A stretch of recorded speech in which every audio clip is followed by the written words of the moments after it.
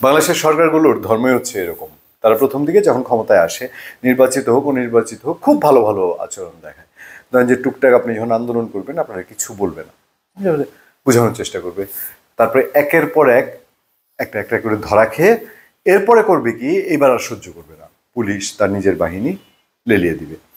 এবং এই ধৈর্যের সীমা তাদের, তারা বলে তাদের ধৈর্যের সীমা অতিক্রান্ত হয়ে গেছে। কারণ হলো ওই যে টুকটাক আন্দোলন, পেশাজীবীদের আন্দোলন, এগুলোর পেছনে তখন আবার বিচ্ছু লেগে যায়। বিরোধী দলে যারা থাকে, বিরোধী অংশে থাকে, তারা ওগুলোকে নিয়ে নানান খেলাধুলা করে। এরকম লক্ষণ বেশ কিছু দেখা যাচ্ছে। সে লক্ষণের আরেকটা আছে, সেটা হচ্ছে ব্যক্তি পর্যায়েও কোনো একটা সরকার যখন নতুন গঠন হয়, ব্যক্তি পর্যায়ে কেউ কোনো সমালোচনা করলে, কথা বললে, তারা হাসি মুখে মেনে নেয়। দেখেন আগের সরকার এই হয়েছিল, এখনকার সরকার খুব ভালো, তারা বাক স্বাধীনতা দিচ্ছে, মানুষের মতামত গুরুত্ব দিচ্ছে, সে অনুযায়ী কিছু সিদ্ধান্তও নেয়। তারপর দিনকে দিন দিন যায়, তখন দেশের কথা কেন, যখন দেশের মানুষের কথা না শুনতে শুনতে দেশের সীমানা ছাড়িয়ে এই সমালোচনা, ভুল ত্রুটি এগুলো আন্তর্জাতিক অঙ্গনেও শুরু হয়, ওখানেও প্রথম দিকে একটু রেসপন্স করে। তারপর হচ্ছে তারা, এইগুলো সব ষড়যন্ত্র, জাতীয় আন্তর্জাতিক ষড়যন্ত্র। আমার কিছু উদাহরণ মনে আছে, আমরা যখন আওয়ামী লীগ গভর্নমেন্ট 2008-এ আসার পর পরিবেশ নিয়ে কিছু আন্দোলন করি, তখন একটুখানি শুনতো। তারপরে আস্তে আস্তে আস্তে আস্তে যখন গা ছাড়া ভাব, কোনোভাবেই চুলকানি লাগে না গায়ে, চামড়া যখন গন্ডারের চামড়া হতে থাকলো, তখন আমরা তো ঝরেই পড়লাম। পরিবেশ আন্দোলন কর্মী যারা ছিলেন তারাও আস্তে আস্তে ঝরে পড়লো। কারণ হচ্ছে সরকারটা তখন আস্তে আস্তে ইরেসপন্সিভ হয়ে যায়, তারা রেসপন্স করে না কোনো কিছুতে।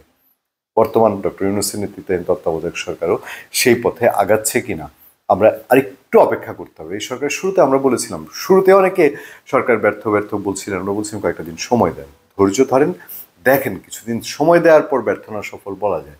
এখন আস্তে আস্তে বলার সময় আসছে, আমরা আরও কিছুদিন দেখব, তারপর আমাদের মতামত জানাবো, অন্যরা যাই জানাক না জানাক। এতগুলো কথা, এটা খুব গুরুত্বপূর্ণ বিষয়ে চাপ দিয়েছে বাংলাদেশকে আন্তর্জাতিক সংস্থা হিউম্যান রাইট ওয়াচ, যারা আওয়ামী লীগ সরকারের শেষ সময় এসে স্পষ্ট এই সরকারের বিভিন্ন অন্যায় ও বিচারের বিরুদ্ধে বারবার স্টেটমেন্ট দিয়েছে। কি বলছে হিউম্যান রাইটস ওয়াচ? বিবিসি বলছে গণগ্রেফতার বন্ধ, র্যাব বিলুপ্তি সহ অন্তর্বর্তী সরকারকে বেশ কিছু সুপারিশ হিউম্যান রাইটস ওয়াচের।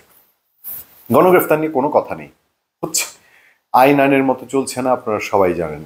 এই আওয়ামী লীগ নিধন করতে গিয়ে ভুল একটা দুটা করছে। আওয়ামী লীগ নিধনের কৌশলটা একটু মেয়াদ নিয়ে ঠান্ডা মাথায় বেশি সময় করা যেত না, নাকি আওয়ামী লীগকে এখন আরো শক্তিশালী করে দিচ্ছে? এই প্রশ্ন কিন্তু হাজার লক্ষ কোটি টাকার প্রশ্ন, একদিন এটা প্রমাণ হবে। এই গণগ্রেফতার নিয়ে কথা শুরু হয়েছে হিউম্যান রাইটস ওয়াচের, দেখবেন একদিন না একদিন এই সরকার এসে বলে বসে কিনা যে এগুলো আর ষড়যন্ত্র, এরকম কিছু হচ্ছে না, আন্তর্জাতিক মহলকে বোঝানোর চেষ্টা হচ্ছে। র্যাব গ্রেফতার নিয়ে হিউম্যান রাইটস ওয়াচের বক্তব্যটা আমার একটু আপত্তি আছে। আপত্তি হলো র্যাব বিলুপ্তি নিয়ে। র্যাবকে এখন বিলুপ্তির কথা বলছেন, আপনারা তো অনেক কিছু নিয়ে কাজ করেন, দীর্ঘ অভিজ্ঞতা সম্পন্ন।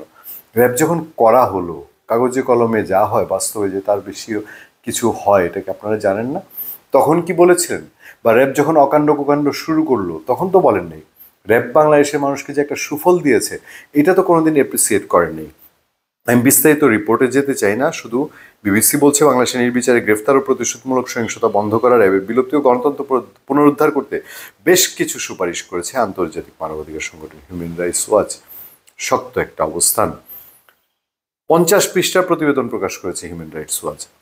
After the monument revolution, a roadmap to lasting security sector reform in Bangladesh শীর্ষকে প্রতিবেদনে অন্তর্বর্তী সরকারকে আটকের ক্ষেত্রে আইন অনুসরণ ও সমালোচকদের দমনের জন্য ব্যবহৃত আইন বাতিলের সুপারিশ করা হয়েছে। যে আমরা বলছিলাম, অন্তর্বর্তী সরকার আগের সরকারের, আওয়ামী লীগ সরকারের পথে হাঁটছে কিনা আমরা বাংলাদেশের মানুষের মধ্যে বুঝে গেছি না?